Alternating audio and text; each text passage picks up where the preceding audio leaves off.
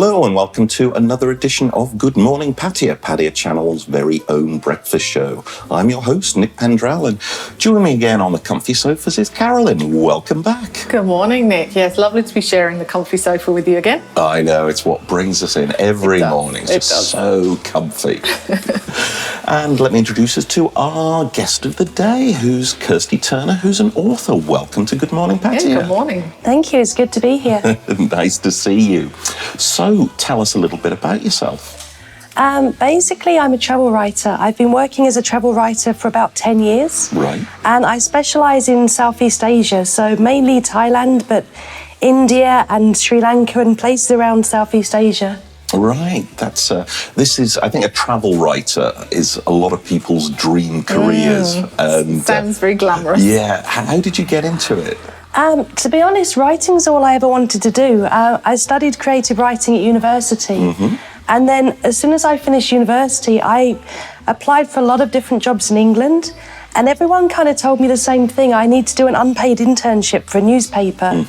And I thought, well, I've already been salary-free for 3 years, so I'm going to try travelling for a little bit and see what happens. And I started applying to a lot of different travel magazines when I was travelling around Southeast Asia. And the theme was just so different. They're like, oh, send me your stuff. I want to have a look. It's like, so the same thing when I decided to settle in Bangkok, I'm sending my things to people. And the response was just overwhelming. Wow. Just a different world over here. Yes. So, your style, you say, is like different from, what makes your style different? Why did all these magazine editors go, wow, this I want? Well, I think it tends to be the trend a lot where people use satire and they tend to be quite sarcastic, whereas with me, I like to use humour. But also, I want to project the experience that everyone can create. Like, you don't have to have a lot of money for the travel experiences I put together. It's more about the kind of things that you'll see, the people you'll meet along the way. And can you name some of the places where your early work and current work can be found? Sure. One of the people I work for the most at the moment is Bangkok Nightlife. It's all online, so a lot of it is travel articles, but then entertainment as well. So you get to go to different restaurants, like try the food. This is kind of fun. Nice. So why Southeast Asia out of all of the world? Why this part of it? Well, I find it a lot easier here. Like, I find the people very friendly. It's very easy to get around.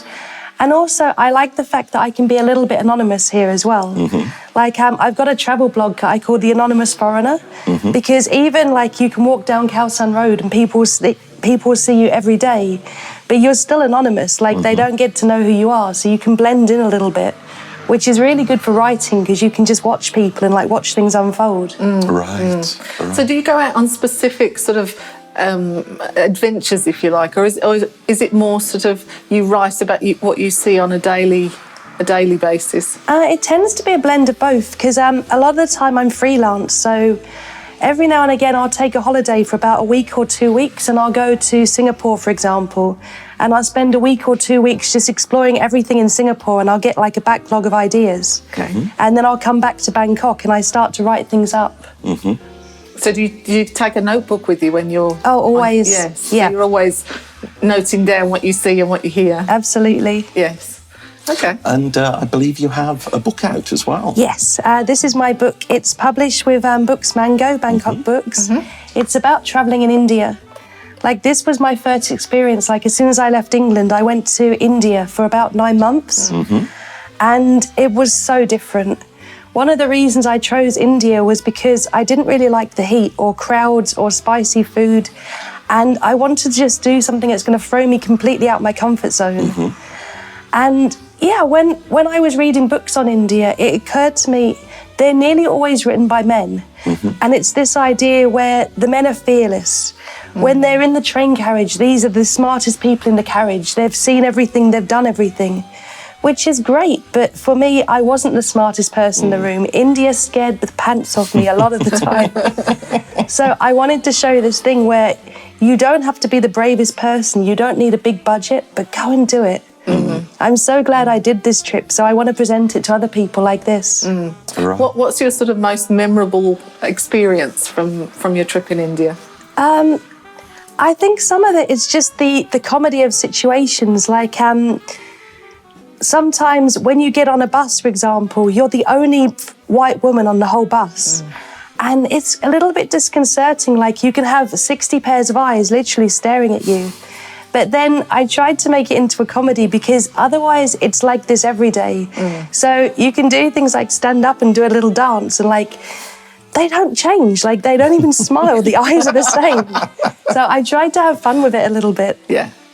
Yeah, and that just kind of eases the tension. Yeah, for sure. Yeah. So when was this trip to India? It was about 10 years ago. Oh, okay. And when was the book released? About a year ago. Oh, right. So Yeah. it was a long period between the actual trip and publication. Yes, because I spent quite a lot of time doing research as well. Like, Right. the book, it's based off like my regular travel diary, but then I did a lot of research because I wanted to present about the place, about the people. So there's a lot of details in there too. Right. Was it around a particular part of India or It was specific- pretty much the whole of India because I was wow. traveling there for 9 months, and most times I was in a place for like 1 day or 2 days and then the next place. Oh, so you really moved around. Yeah, Okay. yeah, I wanted to cover as much as possible. Yeah. That was a lot of travelling. How were you normally getting around? By train, by bus? By bus and by train. Like, my budget was about £10 a day, like 500 baht. Wow. So I wanted to do everything as cheaply as possible, just to show. One of the reasons a lot of people don't travel is they think it's expensive. So I wanted to do everything as cheaply as possible. So which area would you recommend? If you're going back to one of the places that you visited on that trip, where would it be? It depends like what kind of traveller you are, because Rajasthan in the north I really like. Most of the main destinations are about 6 hours journey away.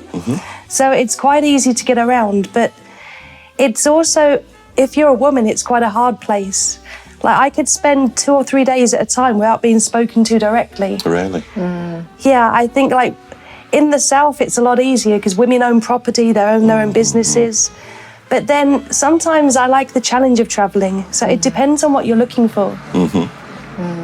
And so when did you? So that was 10 years ago, and that was pretty much your first trip straight out of university, yeah? Yes, that's right. And so when did you decide to base yourself in Bangkok? Pretty much after this trip. Right. I went to India and then I went to Sri Lanka and a few other places. And yeah, I realised actually it's quite easy to settle in Thailand, or it was at this time. And when I started applying for different writing jobs, straight off the bat, like, I was getting really good response. So I figured I might as well just stay for like 6 months or a year and then see what happens. And nearly 10 years later, I'm still here. And that's your full-time role, is it? Your travel writing? Wow. Yes, that's right. Travel and entertainment. Wow.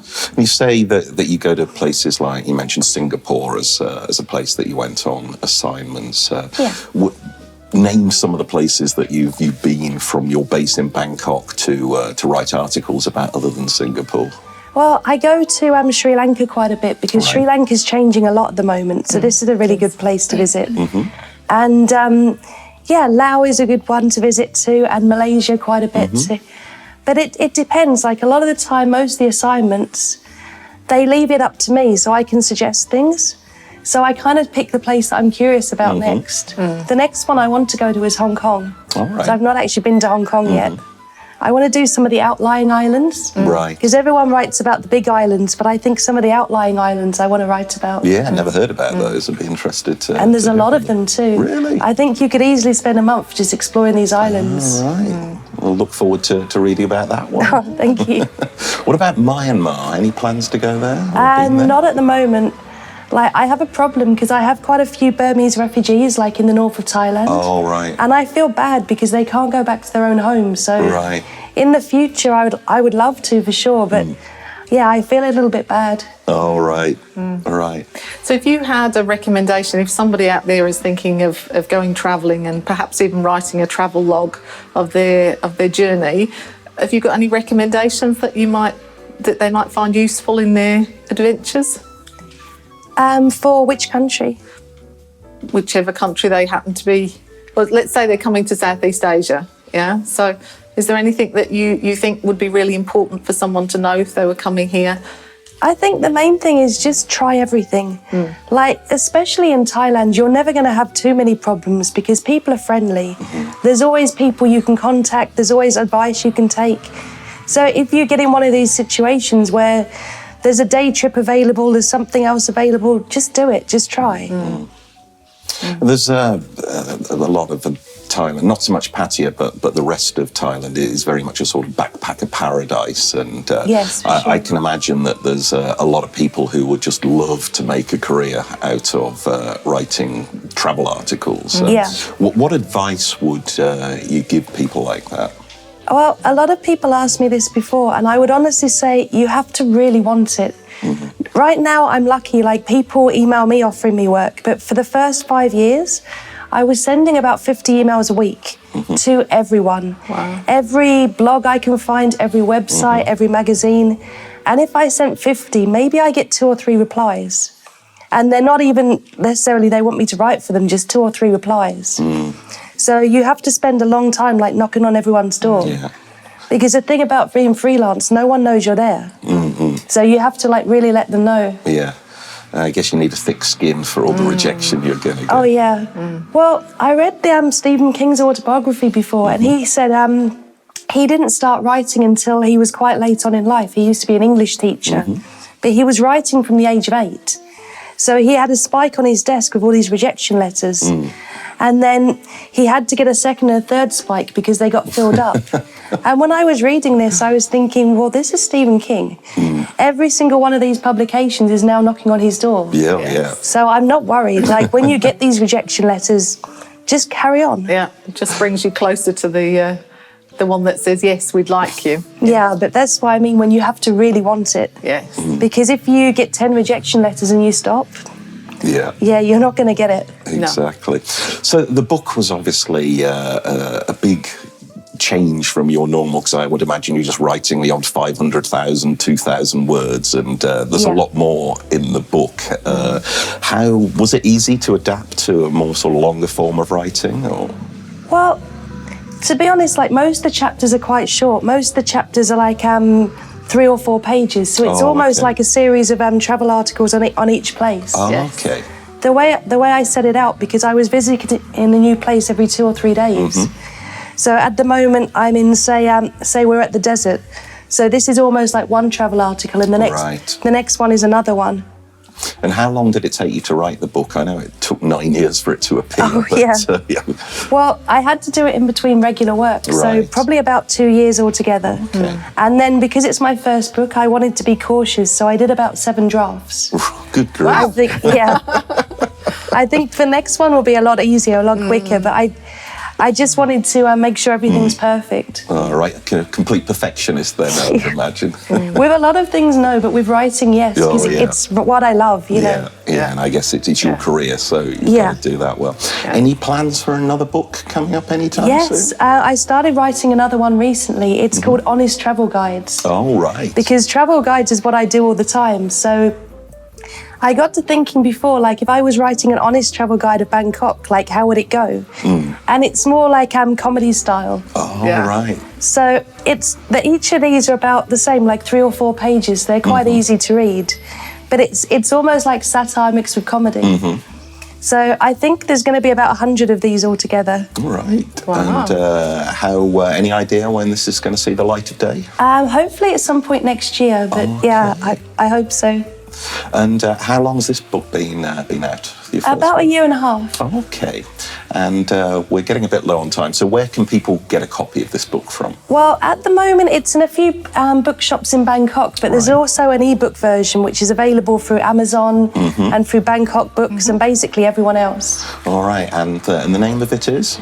Confessions of a Coward, an Indian Adventure. Confessions of a Coward. Yeah.